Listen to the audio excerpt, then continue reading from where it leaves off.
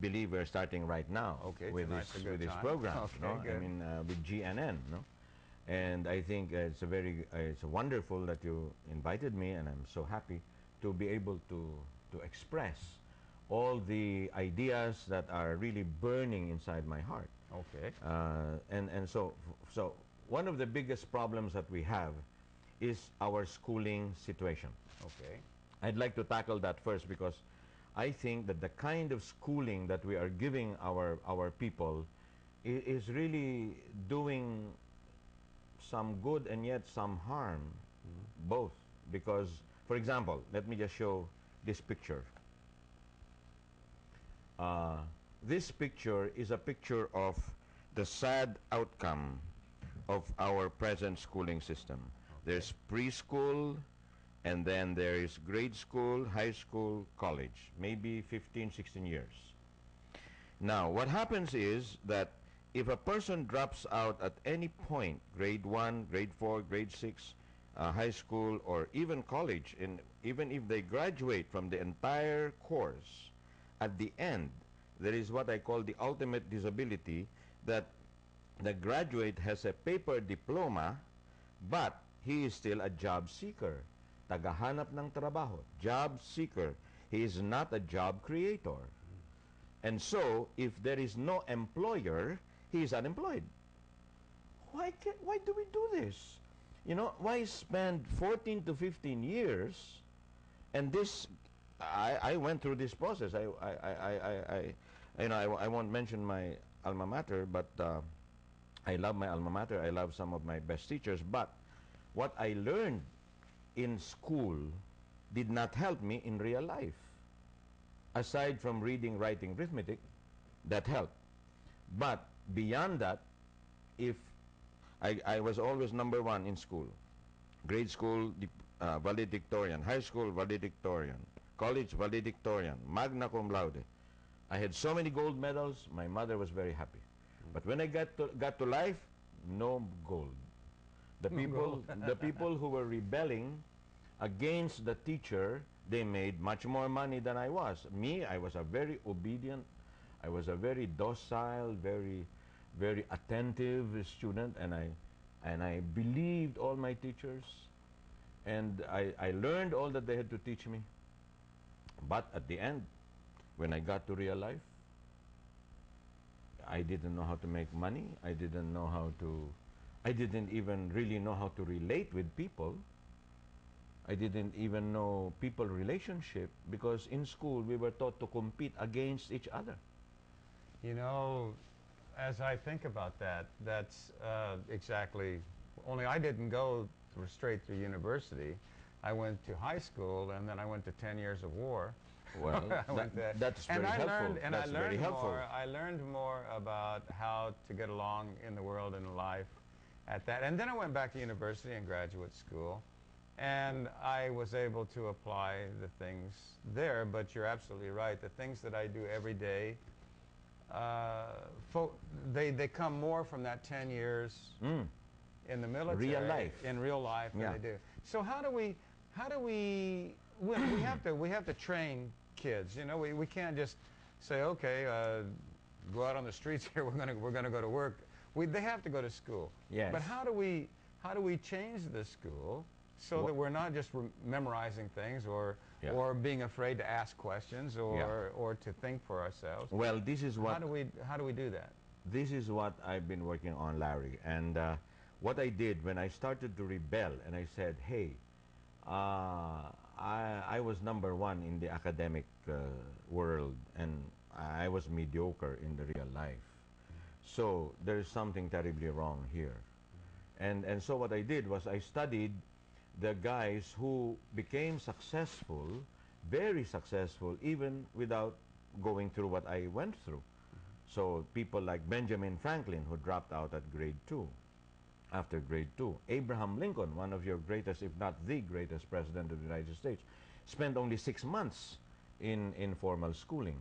And of course, the great Thomas Edison, who gave us all of this electric light and phonograph and cinema and all the storage battery plus 1,000 other patents.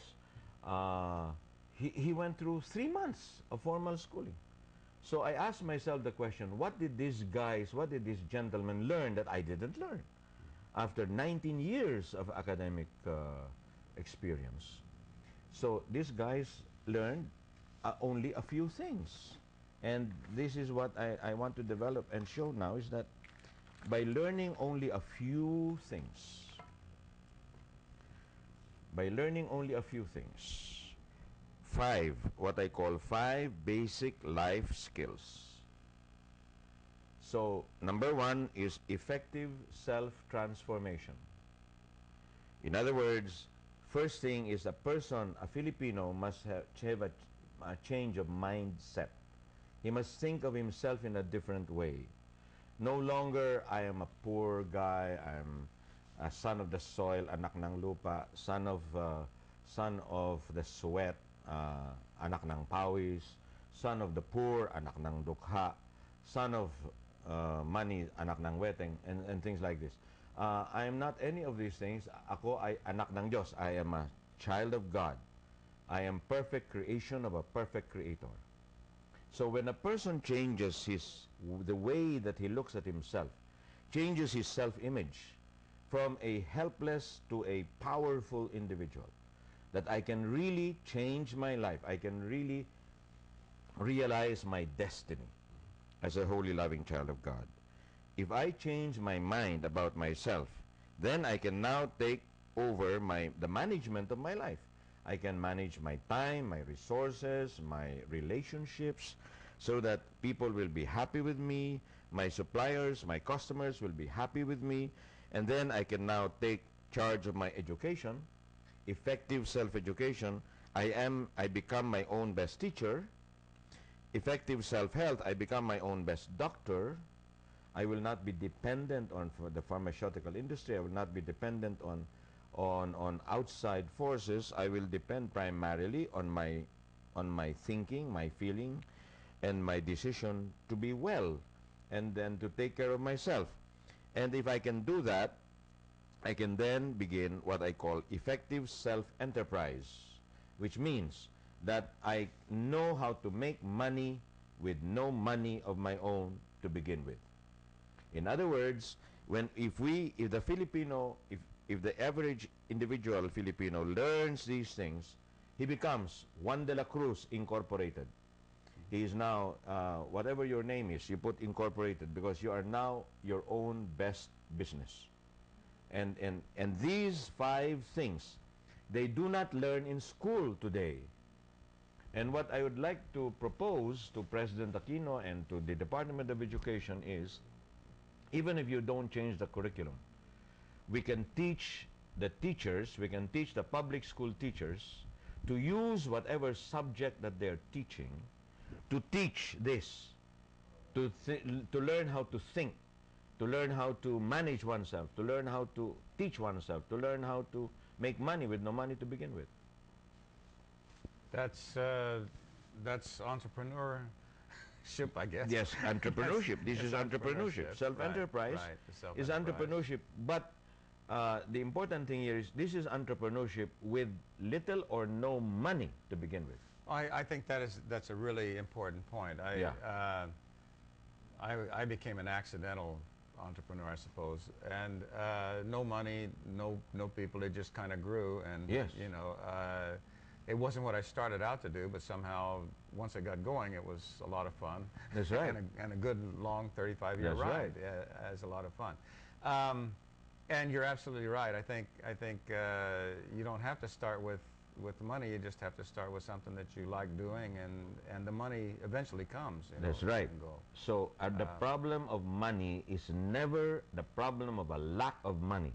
It is a problem of a lack of ideas, a lack of a money-making idea, and lack of inspiration and motivation to bring out the God-given talent and make something useful, make something productive that will help other people. Certainly something we should do, but how do we go about? I don't know how many teachers are there. 500,000 public school teachers. school teachers. Yeah. How do we reach 500,000 public school teachers? Because as you say, we can't change the curriculum. You know, Okay. we're not going to change that overnight, and we're not No. going to be able to do that anyway because there No. are laws and Right. rules and everything else. Right. But how do we get to the teachers? How do we encourage teachers to encourage students to think rather than to shut up and listen? Well, How do you- first of all, this program must first be given to the teacher. No, for example, our teachers today, well, they're not making enough money. No, Okay. for me, as far as I'm concerned, teachers should be well paid. Unfortunately, what the teachers are teaching is not something that is marketable outside of school. In other words, whatever the teacher is teaching in school, no one will pay her to teach that outside of school because it's useful only in a curriculum. But outside of that curriculum, it has no use. So the teacher is poorly paid because she's not giving something of high economic value. No? But this is high economic value.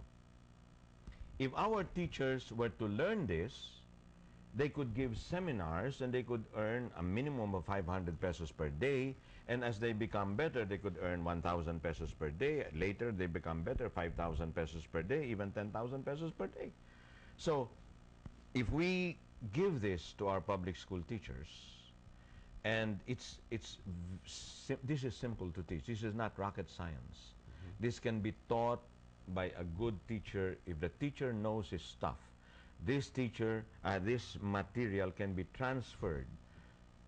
This is a technology transfer that can be done quite easily and simply.